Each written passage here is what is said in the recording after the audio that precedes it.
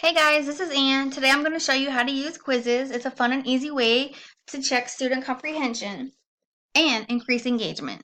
First, you'll need to go to quizzes.com and create a free account. And then from here, there's a few ways that you can use this system. The first way I'm going to show you is searching for quizzes. So in this bar, you will type what your topic is or what it is, what kind of quiz you're looking for.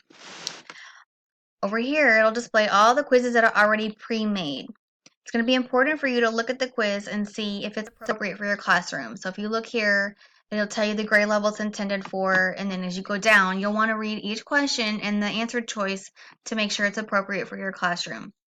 If you choose to select this quiz, then you could play a live game, assign it as homework, or play a solo game. So the live game is where kids will be at their seats with devices and they will have the PIN number and join in and play a live game. Homework, before you can assign homework, you'll need to come over here and make classes. So you can make classes and then assign homework. That way it will save their responses, so later on you can go back and see what students put for particular questions, and you can look at their performance. And then they could play a solo game by themselves at their desk or wherever you're having them sit. Okay, so that is if you're going to use somebody else's quiz. Another way to use this is by creating your own quiz. So you would type in your topic,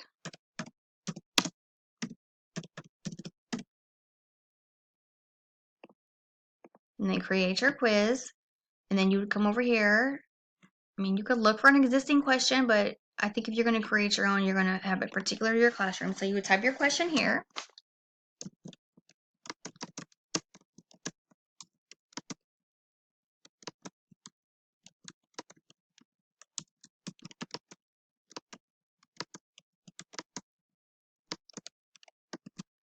And then underneath, there's four spots for you to put potential responses.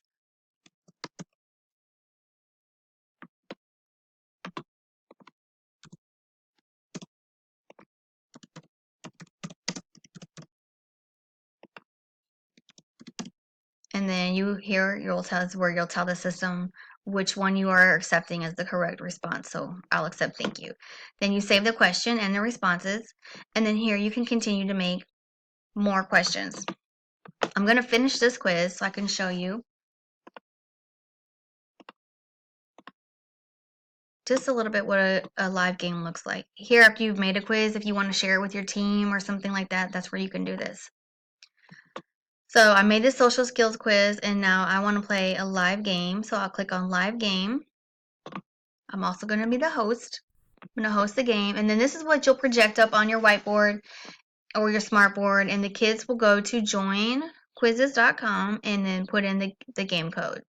As the kids start to sign in, their names will appear down here. So a few things make this fun for kids. One, they enjoy technology. Any opportunity they can have to get their hands on technology, they're going to jump at. And then two is as the kids go through the questions, their ranking will be on the leaderboard that you have projected up on the wall. So the kids can potentially put in their real name, or they can put in a nickname, which will make it safe for them to maybe not be the top on the leaderboard or save any embarrassment by not getting a question right. So that will give them an opportunity to be anonymous if they want to. Students will also receive feedback on their own devices at their seat, so that will also let them know how they're doing with the questions.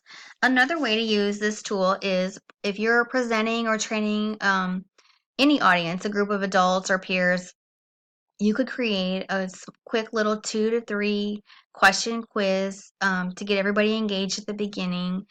That way it'll kind of activate their background knowledge and it'll get them engaged in what you're going to present to them. I hope you've enjoyed this screencast and have fun quizzing.